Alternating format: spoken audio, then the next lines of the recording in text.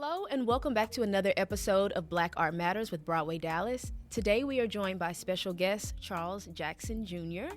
Hi Charles. Hello. How's it going? Going great. Thank you for inviting me. Thank you for being here. Go ahead and just tell us a little bit about who you are. I'm a performing artist. I try to say that because it's pretty much all encompassing. My title is the associate producer at Jubilee Theatre. So I work with our artistic director on picking the season and picking a creative team, things in that nature. I'm a producer at heart all the time. I always say I was a producer before I got the title. I've always been one. I, act in shows, produce my own shows. It's a big deal to me to give people opportunities. So very early in my career, I decided that I wanted to have more control over when I would be in something and be able to give opportunities to other people. So yeah, I do a little bit of everything under the arts umbrella, but I guess producer is the word that I would use the most. Yeah, producer. Okay. So we always like to start off each episode with the question of what does Black identity mean to and for you? This question has been a very big question for me in most of my career. Very early on when I went to undergrad, I was struggling with how I wanted to be seen. And so I went to a majority white school. I worked very hard to have a certain image of my Blackness. And so that image was the Sidney Poitier type. I need to be proper, I need to wear ties all the time, and I love Sidney Poitier in general. But I was very determined to have this identity of Blackness that was acceptable to white people, to where the goal was I'd be able to get far and they wouldn't racially profile me. If I look this way and I talk this way and I act this way, then and I got to a point, and it really was the peak about 2 years ago, where I was exhausted. I realized every time that I was racially profiled, I was wearing a tie. I was everything that I was pushing to be perceived as, and I was racially profiled regardless. And it got to the point where I was exhausted. I got a lot of degrees because that was the goal. If I have a lot of education and on paper, if I look like I know what I'm doing, then I would be in a better position. And it didn't matter. And so I got to the point where I stopped caring. And when I think of my Black identity, I think of when I go outside, I'm gonna get in my car and I'm gonna roll down the window and I'm gonna play Jay-Z because it makes me feel good to be a Black man. I think Black identity to me is me embracing my Blackness, and that I know that phrase is very vague and it's very open-ended, and I like that it's open-ended because there isn't a single definition to that. Right. Blackness to me is I see a Black person across the room in a white space and I know exactly what you're thinking without ever saying a word, just eye contact alone. Or Blackness to me is the fact that when there's a time where I was in a car and I saw some blue and red lights, and before I could even conjure a thought up, my partner put her hand on my thigh and said, "It's just the ambulance." It's certain things to where it doesn't take explanation. It doesn't, it can't just be brought down to a sentence. Black identity to me, or at least at this point in my life, is me being Black and not really caring about what anybody else feels about it. Yeah. Whatever that means to me today or tomorrow or whatever. The thing is about that question is that it's very open-ended and there's no right or wrong answer, and it changes. That, I mean, if I would have asked you that a year ago, you probably would have had another response. So I love that you kind of brought up that synergetic energy with like being the only ones in the room, like you're a partner, because when you mentioned the blue and red lights, I literally, and I'm not a man, so but even for me, like that, if I'm by myself and I see that, it really does take a lot out of you, because it's just kind of fabricated, and like you're conscious of like this could go really wrong, because who am I with my tie or my heels or my whatever? It's like not gonna matter. When you talked about undergrad, can you kind of talk about how the racial profiling played a part in your performance? Like, did you feel restricted? Like, what was that extra weight? I took the pressure of that and worked really, really hard. I thought if I'm involved in a bunch of things, and a lot of people know me, and I'm not necessarily an extrovert, but I was involved in every single thing I could be in. I was in the student government, I was a mascot, I was doing it all, because I felt if I'm in enough things and enough people see me, enough people know that Charles is a good guy and Charles is all these things, it will help me navigate the space better. I was one of 2 or 3 black people in the entire theater department. One of 2 black men. The other black man was my friend who came to college with me. It was very difficult. I remember deciding that I had to be this, I like to say, Will Smith pre-slap. I had to pre-slap. He was always, that was always him. He was always Philly, but it just, you know. Got you. No, I had for to how be he was this, perceived. Yeah, and it's perceived as, you know, oh, Charles is serious, he works hard, he's all these things, the Denzel type of persona. And I had that the entire time I was in college. I didn't want people to take me as a joke. I didn't want people to think they could run over me. I didn't want people to think that, oh, Charles is going to start some drama, Charles is going to be this. There were so many scenarios in college where I wish I had the audacity that I have now. Back then I was so worried about my image that, okay, I'll let it slide, not because it's right, but because if I go home and process it on my own, I'm not going to blow up in this space. Because if I blow up in this space, then I'm an angry black man, and then it's just going to perpetuate, and it's just going to always be a problem. I'll tell you one scenario, because it's just so absurd to me. I was with these group of actors, majority white, and I was quiet at the table. And they said, hey, Charles, I could see they wanted to start a conversation with me. And they're like, hey, Charles, you want to know what me and my friends do whenever we're back in school, because it was summer theater? And I was like, sure, what's up? And they said, you know, me and my white friends, we take black shows and we spin it on how it would sound if it was a white show. And they're like Raising the Sun, oh, you're going to love this. It was Grape in the Shade. I was like, okay. What am I supposed to do with this and why? You know, like that's your, okay. Unprovoked. And the thing is, that should not have been a part of your lunch hour. Like, your day would have been fine without that. Like, people don't realize just those little things. It's just like, it's like a constant, it's agonizing because it builds up.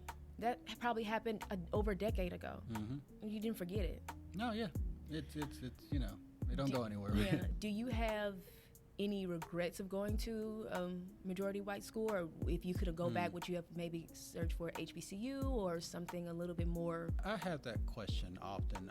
I can say that whenever I was starting my undergrad, and I think this was just society really, but I was worried that if I went to an HBCU, it's not that environment isn't the reality of our society. It's a very specific environment.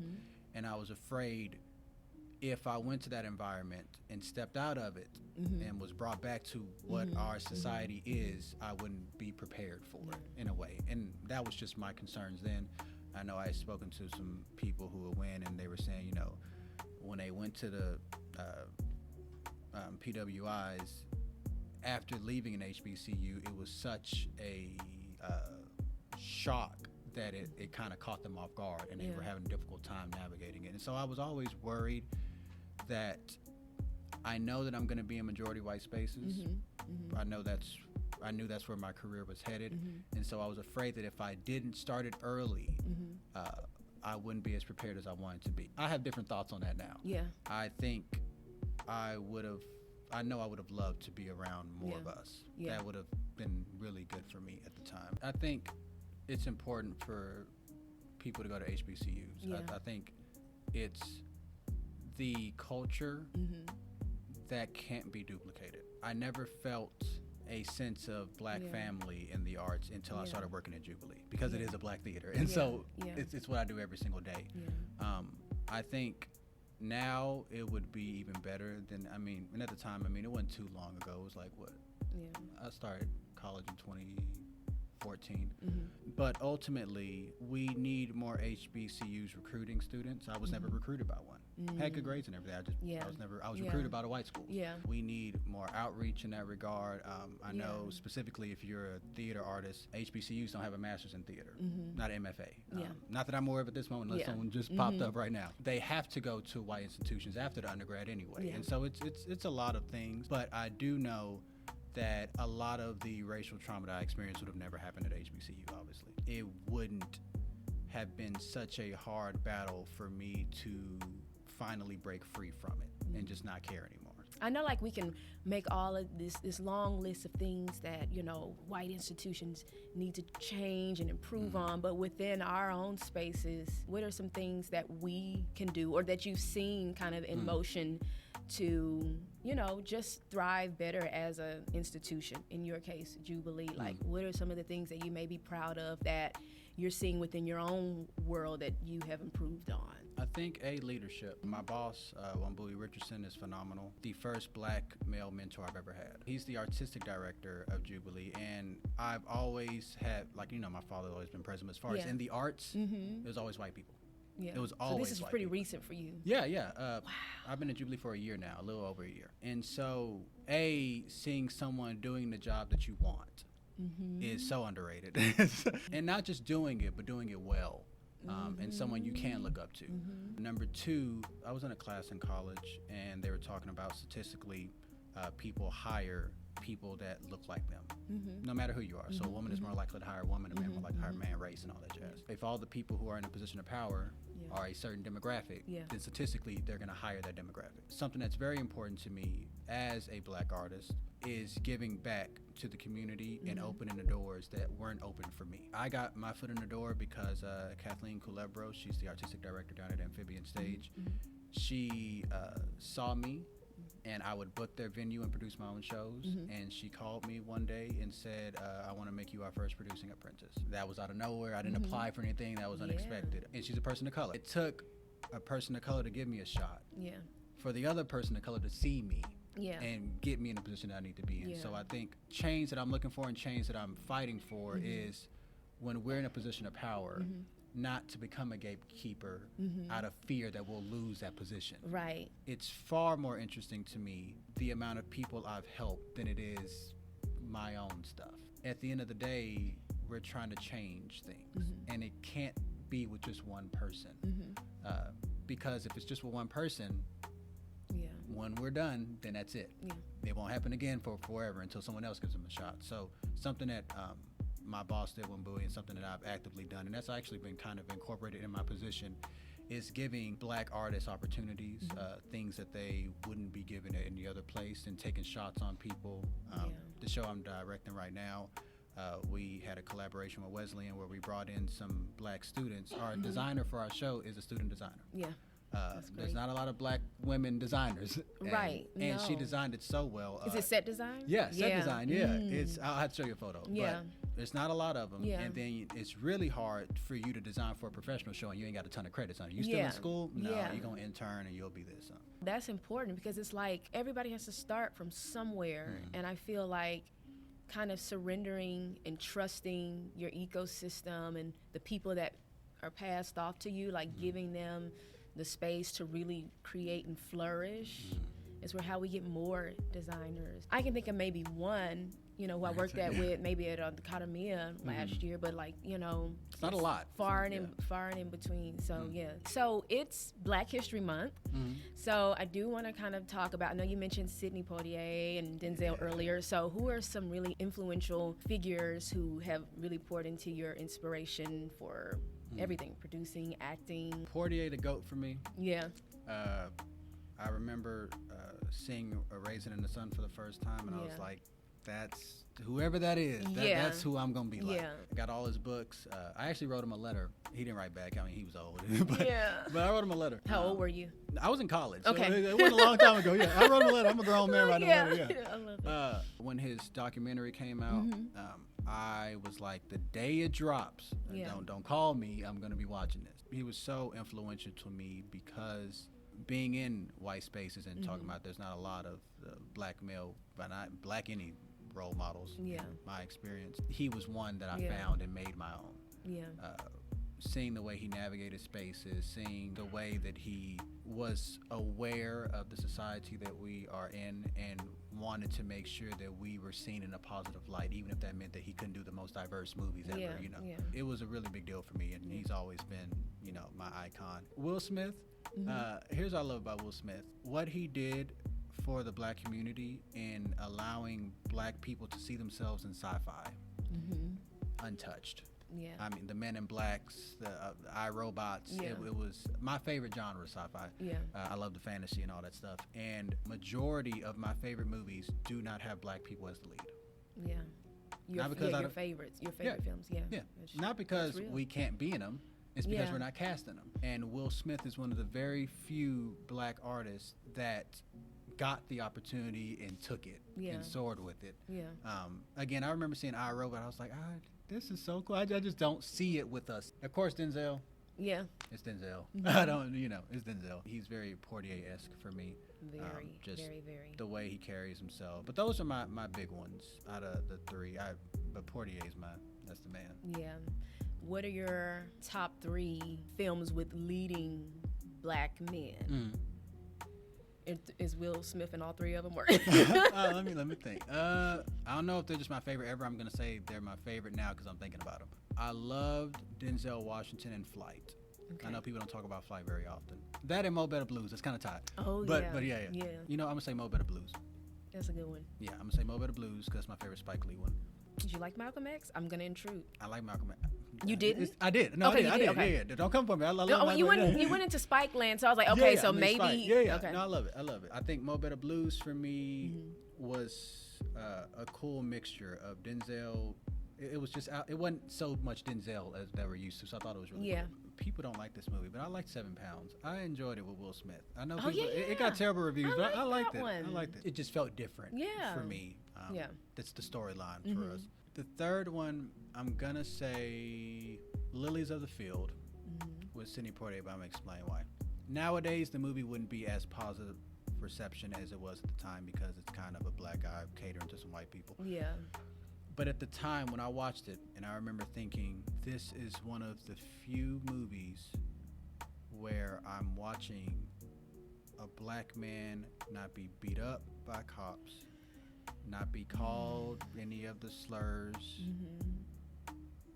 The most that I remember from that movie is a guy calling him boy, and he called him boy right back. Yeah. And remember thinking, he's not a slave. Yeah. He's not beat up. Yeah. In a lot of cases, it's boring. It's Yeah, just the guy he's just existing. helping some nuns build a church. Yeah. And I remember thinking, as dull as it was, Yeah. it was so cool to me. I've always put that at the pinnacle. I was like, okay, when's the next time that a black actor is going to win? And he won Best Actor for it, so it was the first. But when's the next time that a black actor is going to win Best Actor without any slurs in the movie, without any slavery involved, without all these things, without him being terrible, Yeah.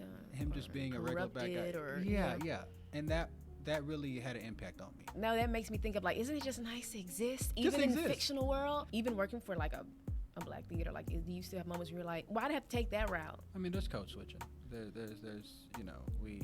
With just survival. Yeah. And honestly, everyone does it. Everyone does it. You're not gonna show up to the first day of work with your Thanksgiving table talk banter. Like, I think it's just when it gets to a point where you don't recognize who you are, that's when you should be concerned. There's there can be different sides. So do you feel like you've had to go in overdrive of like, wait, that was weird, that wasn't me, like I'm doing too much? Yeah, being one of the few black theaters in the area, we have to interact with in a lot of white spaces and white people telling us about black stories because they think they know more than us about it. Right. Like educating me on it. Okay. It's tough. I will say that I have a pretty good poker face, and so I've really unfortunately been conditioned for it because I've navigated in so many white spaces that I know I have an educated guess on how you're gonna act, how you're gonna talk, so I already prepared my head, so I won't even be upset about it. It's still a battle. It's still a struggle. Just because I'm in a higher position than I was before doesn't and then change. you're very young. And Being young and you're black. You're not 50. Being Exactly. young, So if you're not old, it's already hard because you're black. And then if you're younger, oh no, he don't know what he's doing. you don't It's- so they feel like because of age, they have the upper hand to tell you about. Oh yeah. To dive into the Lorraine Hansberry and Oh like, yeah. Oh, I'll tell you this. I had an experience where a person they were showing photos of black actors in history in a white space. I think I know where this is going. I was the only black person in there, and I was sitting there, and they were showing pictures of people, and they showed a picture of Viola Davis, and one of the people in the room said, "Oh, that's Michelle Obama." Oh, wow. Okay. Okay. And so I'm sitting there. I said, "I'm gonna have to say the right answer. That's Viola Davis." And then Lawrence Fishburne was shown. Who is that guy? Lawrence Fishburne. That's Lawrence Fishburne. Okay. Dorothy Dandridge was shown. Yeah. No one knew who she was. Okay. I said, "That's Dorothy Dandridge." Okay. And the white person who was showing the photos was just blown away that I even knew who she was. You know Dorothy Dandridge? I'm just shocked. That's just impressive, These Charles. are our greats. And I was like, These are our greats. A, you got my resume, so you know film is my thing. Yeah. B, we're in the arts. We're in the arts. And even if you aren't, you have parents and grandparents. Like, we have I'm generational black. influences of our greats, Dorothy our icons. Dandridge. So, yeah. Dorothy Dandridge. All right. I'm hoping that was an age thing. I'm hoping he was just I'm you're hoping. 12 in my mind. And And you couldn't possibly know. Okay. Yeah. Wow. So yeah, when did that happen? Pretty recently, I'm sure. About a year ago. Okay, So recent. it wasn't far. Yeah. Yeah. It wasn't far ago. Yeah. Yeah. Thank you so much for being here. I just want to close out with a question. I know we go on and on and on, but is there any word of advice that you would give to somebody young, a college student or younger child of any race, background? What word of advice would you give to them, being in this field and maneuvering through the world? I would say that A, you have to have confidence in yourself and what you bring to the table. Mm-hmm. If you don't have confidence in yourself, they're not going to have confidence in you. Mm-hmm. B, I would say I'm a huge advocate for creating your own opportunity. Mm-hmm. So, everybody can't write a play and do all this stuff, but what you can do is email a bunch of theaters and say, "Hey, can I help backstage?" Yeah. Or, "Hey, I just want to be in the room." Yeah. All of my opportunities, I can say about 90% of them came from me doing things that had nothing to do with my degree. Yeah. Nothing to do with my education. Get curious. Get bold. It's and just asking. Yeah, asking. They're gonna, if people are going to say no, they're going to say no. I have an email, actually. I have the emails of all the theaters that I would reach out to whenever I was producing plays on my own. And it was my first play, and I was emailing all these theaters. And barely any of them got back to me. And when they did, they was slow playing me, and they didn't really care. And then Amphibian with Kathleen, they ended up getting back to me, which is how our relationship started. And that was solely just for me looking for places to do my own stuff. Yeah.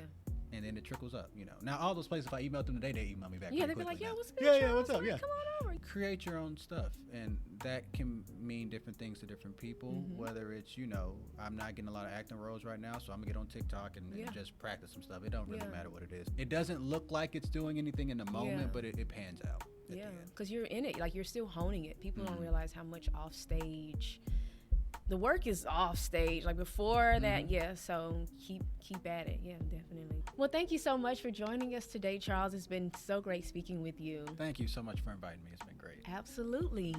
And we will see you next time on another episode of Black Art Matters.